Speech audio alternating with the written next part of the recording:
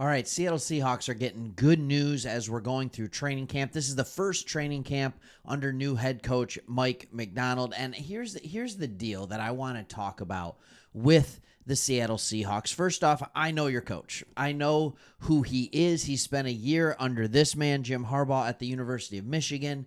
Before that and after that with the Ravens, first as a linebacker coach, then he was D coordinator at Michigan, then D coordinator for the Ravens, and everywhere he's been, he has had success. So we want to talk about that. We want to talk about the identity that he'll bring, but more importantly, I mean, like, for today's news, we want to talk about what happened when the pads got put on, because there was a shift on this team, and I think what you're going to see is a very unique shift. And I think a lot of people, you're used to the Pete Carroll days where you have a good defense, a very good defense overall, and a very slow, methodical, conservative offense.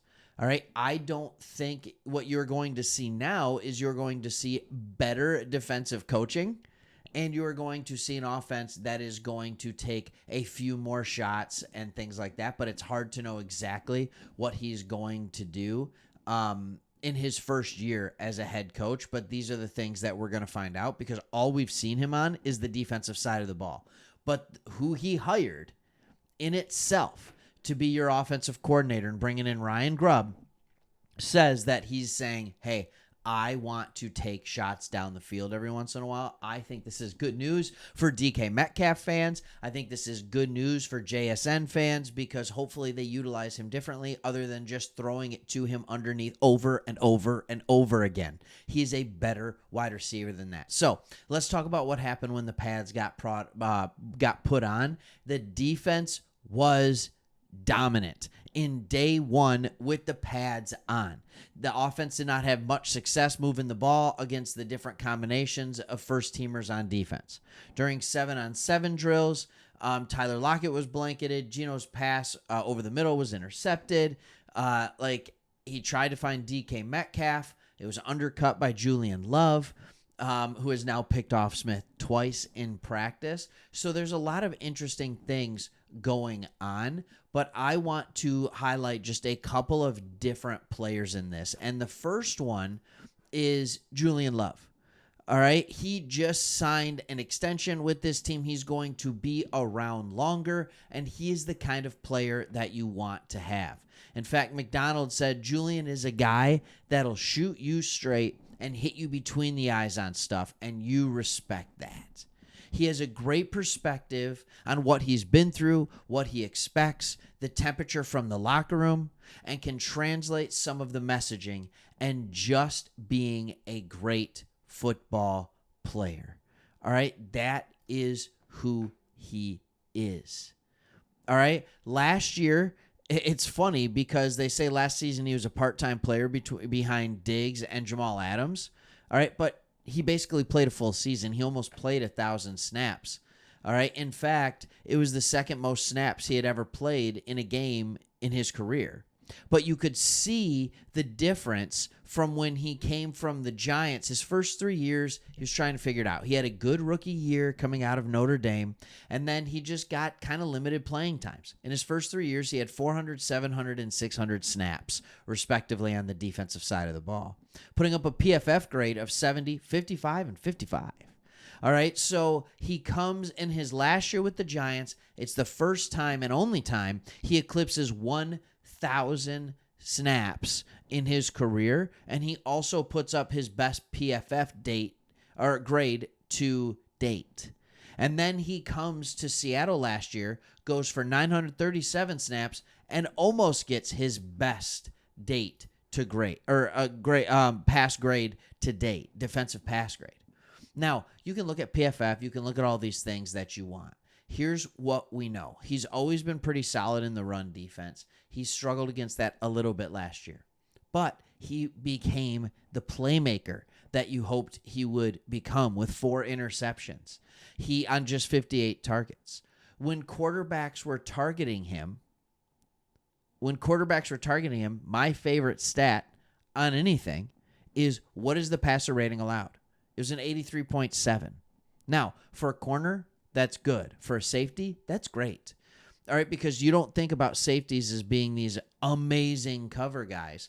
All right, usually with a safety, you see an elevated passer rating allowed, and that's probably why his coverage grade was over an 80 this past year. He thrived in that. And here's what I'm here to tell you. In a McDonald defense, he finds ways for every position to thrive. So expect him in this contract to pay off big time because he's absolutely got it, and he is the type of leadership that you want in the locker room. So say hello. Welcome, Julian Love. It's good to have him here. Another player who showed out in training camp is JSN.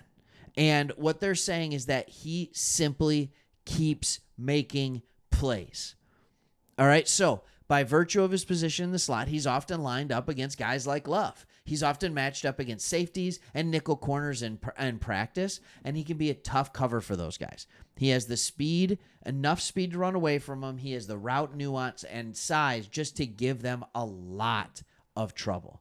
All right, against Artie Burns, he ran by him for a long gain on a well-placed ball by Smith. What I love about this is that means the ball was in the air for a while. Please, please, please realize, all right, Ryan Grubb, if there's anything I want to tell you coming to Seattle as the offensive coordinator, it's okay to throw the ball in the air to JSN. You don't have to throw it to him behind the sticks. All right? The article here at The Athletic continues to say that Smith-Njigba does most of his work underneath. We understand that. But if the pass protection is better this year, he should be more of a weapon down the field. He doesn't have elite breakaway speed, but he's such a good route runner that if he's against a nickel, one that isn't Devin Witherspoon at least, he can create separation with ease. He's done a good job of that in camp. All right? And it's not just the reporters saying that. Tyler Lockett said, Jax has had an amazing offseason when you look at the OTAs and stuff like that. When you're looking at him in practice, he's making explosive plays each and every day. He's able to win his matchups. Those are things we're going to need. He's taking advantage of his opportunities. He's making plays, and he's really starting to make a name for himself. It's interesting that Lockett's the one talking about this because this year, if everything goes to plan, Lockett, as he continues to get older, is going to slightly go down. Now, he's going to rely on veteran savvy. He's going to continue making plays. I understand that. But his effectiveness and usage, quite frankly, needs to go down a little bit. The effectiveness doesn't need to go down, but the usage does. JSN's has to go up. I would expect DK Metcalf become the clear number one. And I would expect JSN this year to become a clear number 2 option. A very clear number 2 option. And I could be wrong on this, but he's going to have a lot of mismatches. And I'm excited to see what it looks like when they at least are able to uncork and decide that, you know what, we're going to throw it to DK Metcalf deep a few times a game. We're going to let him work those intermediate routes, those deep routes. We're going to let him do those things. It's going to open up the field in the slot for guys like JSN. I'm really excited to see what it looks like, and I think your defense is going to only get better. The fact that your defense was dominating the offense in day one of pads, only day one, already a great sign for what the defense is going to do, and hopefully not a bad sign for what the offense is going to do. All right, thanks for watching. If you want more Seahawks stuff, or quite frankly, NFL in general, that's why we started this channel. We're not going to hide it. We are Lions fans, but we love the NFL. So if you want some non-biased opinion on your team and some of the news that not everybody else is covering, hit that subscribe button here at Sports Talk Extra. We'd love to have you around. Thanks. See you.